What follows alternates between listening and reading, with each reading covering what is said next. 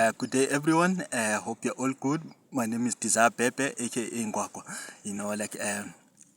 It happens, early this morning, I'm walking on this beaten path, and I encounter, this trail, of these ants, as you can see them, they are black and ebony, black, just like me. As we all know it, black is bold and beautiful, and, concerning these, ants, I remember there was this poet, this man used to say, in epoch,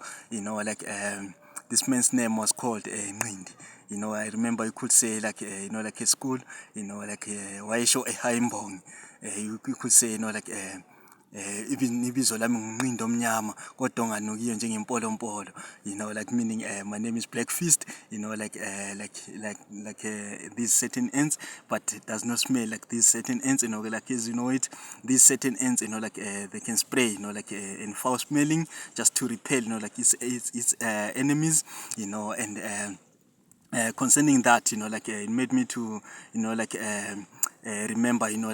our heroes, of Ireland, of the likes of Mzilikazi. As you know it, Mzilikazi was the king, of the Nguni, the Ndebeles, who came, by that trail of they came, as they originated in South Africa from Durban, they came that way, as of Botswana, and Mzilikazi came, he settled here in Bulawayo, and which is where, he established, his nation, and this also made me to think, there was this man, you were saying, he's an orator, he was telling, oral history, that, there was this certain warrior, of Mzilikazi, as we all know it, Mzilikazi, was a king, sometimes, he could borrow himself, some, some livestock, and, yes, and, so concerning this warrior, it was said, this warrior was very fierce, and he could slay, and this warrior, was one of the, King Mzilikazi's, brightest warrior, and it happened,